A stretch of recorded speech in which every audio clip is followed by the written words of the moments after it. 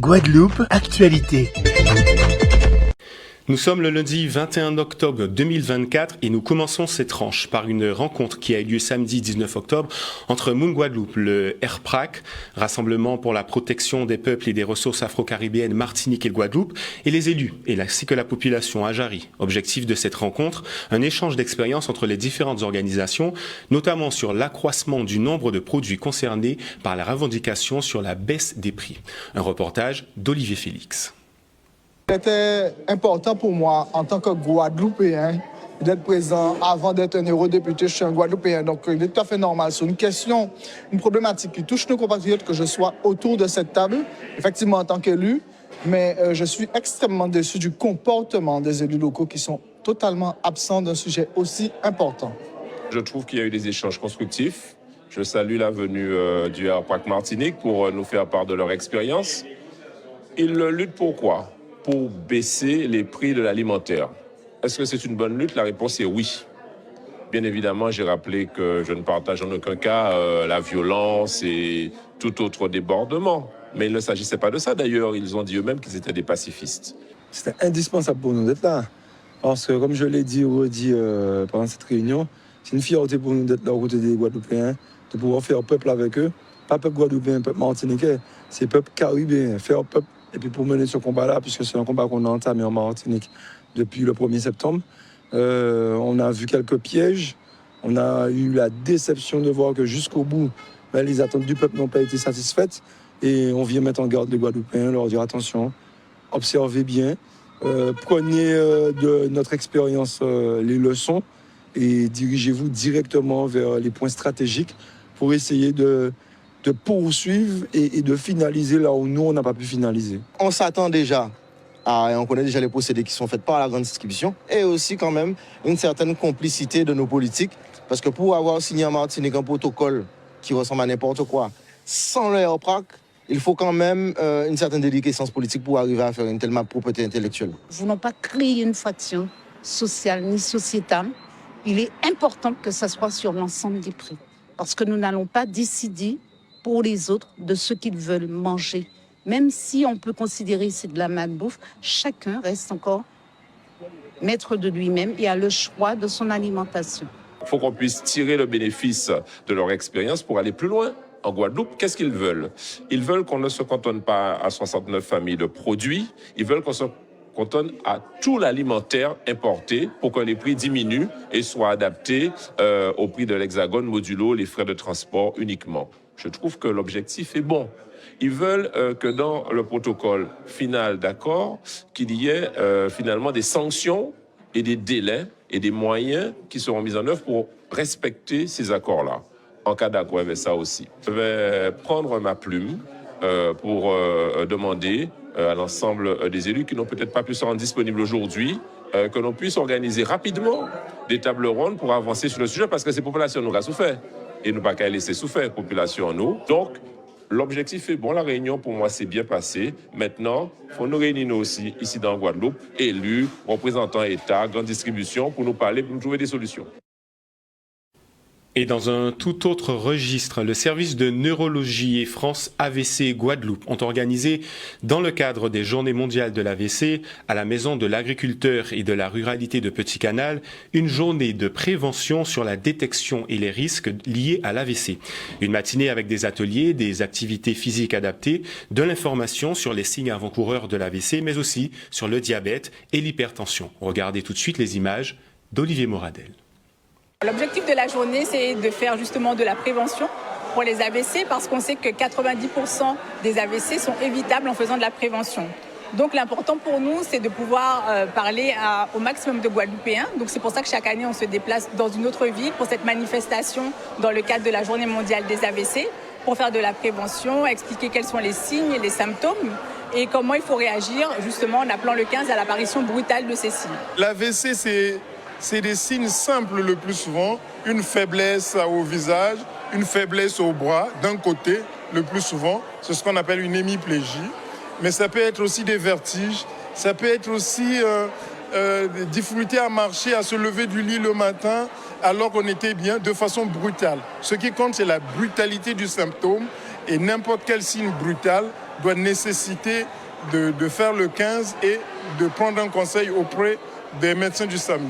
J'ai quelqu'un de ma famille qui a fait un AVC et je ne savais pas quelle décision prendre. J'ai complètement occulté le 15 alors que c'est ce qu'il faut faire.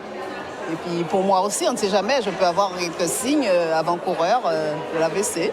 Le tabac, qui était quand même un problème dans notre société, l'hypertension artérielle, le diabète, donc il faut faire contrôler sa tension régulièrement. Ensuite, le poids, ne pas prendre trop de poids. Nous sommes dans une société où il y a près de 50% de personnes qui ont une obésité, donc un poids au-dessus de la norme, c'est-à-dire un index de masse corporelle au-dessus de 30 à peu près. C'est très bien.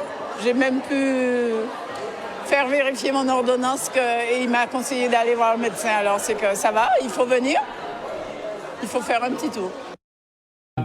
Pas Benekaki, pas Bigidi, Rété, Douette, Piquant, Assis, Larel à la vie, des phrases que l'on peut entendre souvent mais qu'il faut aussi savoir écrire. C'est ce qu'ont pu faire les participants à la 12e édition de la dictée créole organisée par le conseil départemental dans les locaux de la mairie de Petit-Bourg. Une occasion de renouer avec le patrimoine guadeloupéen par le biais de la langue créole. Celle-ci, malgré les petites difficultés techniques liées à l'écriture de la langue, l'important étant de continuer à faire vivre cette langue créole.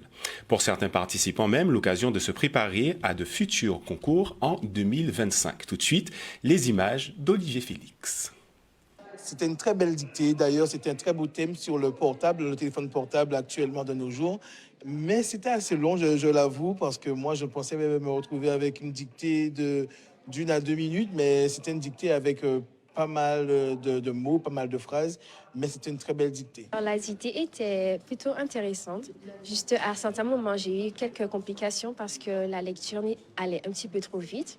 Après, il y avait quelques mots qui m'ont un petit peu perturbée parce que je ne savais pas s'il fallait coller le mot ou s'il fallait l'espacer. Mais en règle générale, c'était plutôt bien et intéressant. Je l'ai trouvé longue, mais pas si difficile que ça. Je fais du créole depuis 6e et je suis au lycée Charles-Préfin et justement je fais du créole à la place de l'espagnol, donc je fais anglais et créole. Il faut savoir que le niveau de créole qu'on fait à l'école est assez haut. Je pense qu'en fait, c'est nécessaire pour nous de retourner aux racines et de retourner à l'identité aussi de notre culture guadeloupéenne. Déjà, la langue, c'est un patrimoine guadeloupéen, la langue créole, parce que souvent, on tend à l'oublier pour passer qu'au français. Mais il ne faut pas oublier que le créole, c'est la langue qui a vu grandir nos parents et nos grands-parents. Il faut toujours l'honorer. En ce mois du créole, c'est justement comme on fait le mois d'Octobre Rose pour d'autres manifestations, plusieurs mois de recueillement. Ben, le créole, c'est à toute sa place, surtout en ce mois qui lui est dédié. Et donc, c'est tout naturellement que la ville de Petit-Bourg, depuis 12 ans d'ailleurs, se consacre à pouvoir remettre le créole en avant. C'est quand même notre langue, donc il ne faut pas en fait que la langue soit morte. Et pour que la langue puisse continuer à vivre, ben, il faut que nous, jeunes, on puisse prendre plaisir à parler la langue et surtout à l'écrire. Parce que beaucoup de jeunes ont des complications à l'écrire. Et c'est pour ça que c'est important, quand il y a créole dans l'école, de prendre l'option ou de faire la spécialité créole.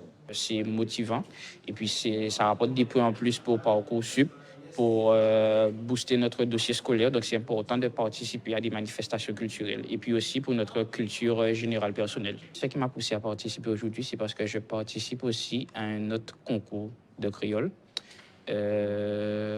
organisé aussi par le département de Guadeloupe.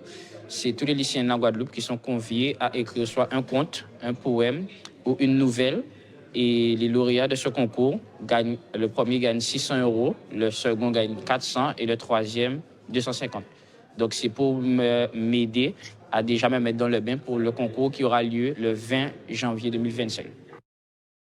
Faut que nous apprenions maquer créole pas d'avoir sa peau talent tout bonnement. Parlons maintenant agriculture avec la distribution de l'eau de plants maraîchers bio à cultiver sur l'esplanade Zorobabel aux Abîmes. L'occasion d'encourager la population de Cap Excellence à la réalisation et à l'extension de jardins créoles sur tout le territoire. In fine, il s'agit d'encourager au développement de l'autoconsommation locale.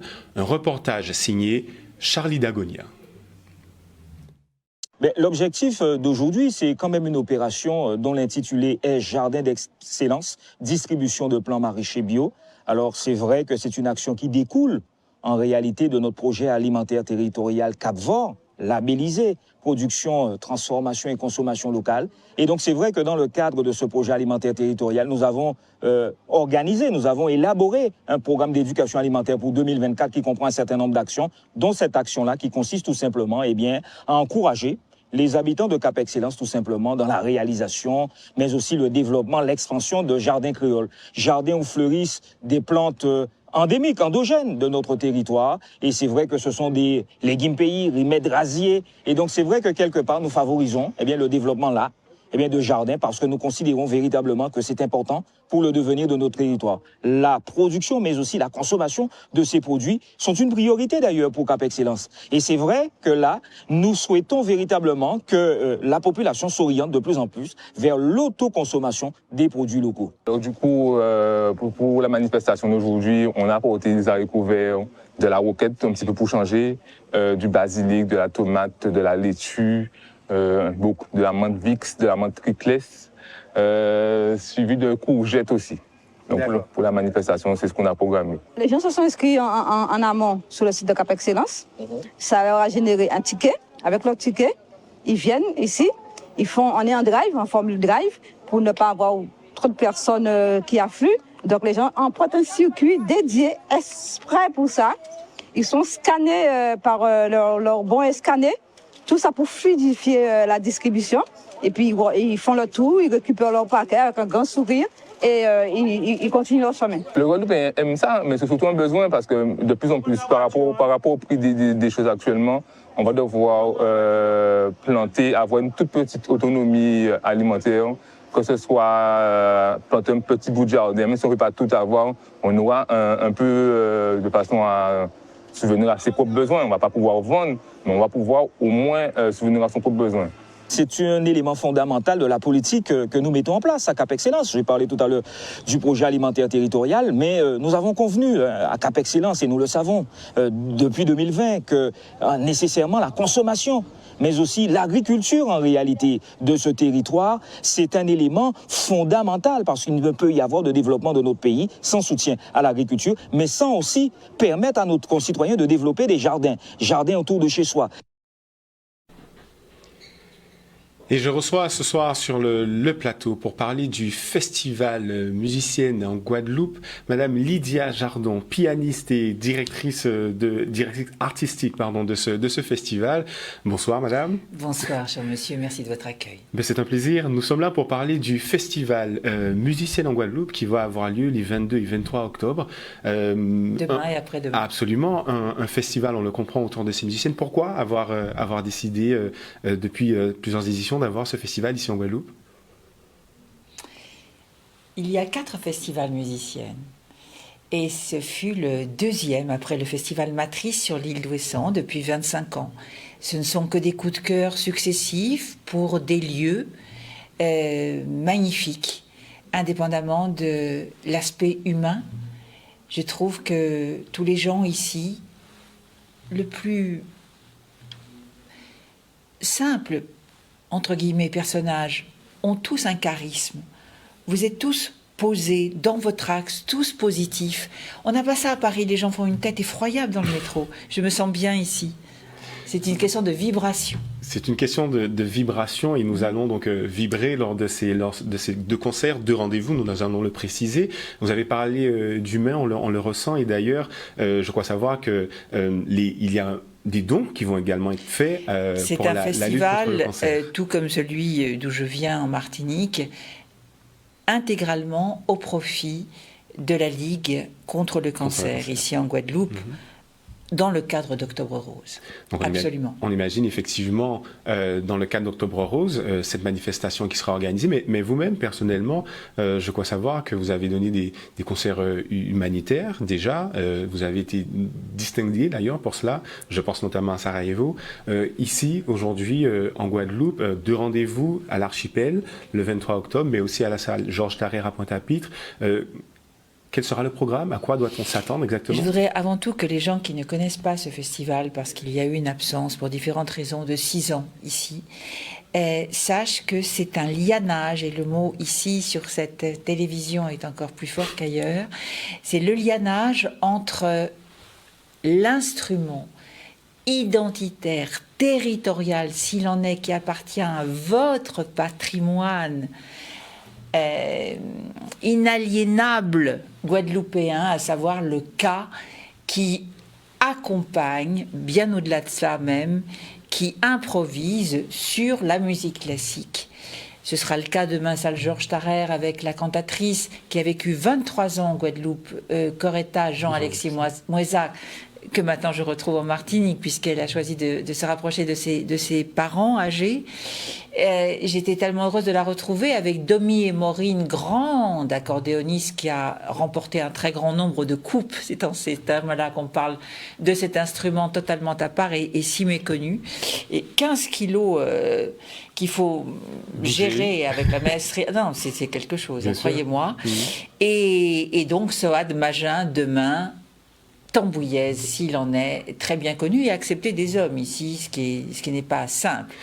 Et en effet, après-demain, à l'Archipel, toujours à 20h, ma partenaire russe, Alexandra Madvietskaya, et moi-même donneront quelques œuvres cultes du répertoire piano 4 mains, s'il en est, accompagné toujours de Soad Magin dans un final époustouflant avec la Rhapsodie in Blue de Gershwin jazzifiée déjà et doublement autentanculaire et rehaussé par le talent de Soad Magin toujours. On n'en doute point, un lianage, vous l'avez dit, un beau mariage entre le cas et un orchestre à 20 doigts, comme vous l'avez intitulé.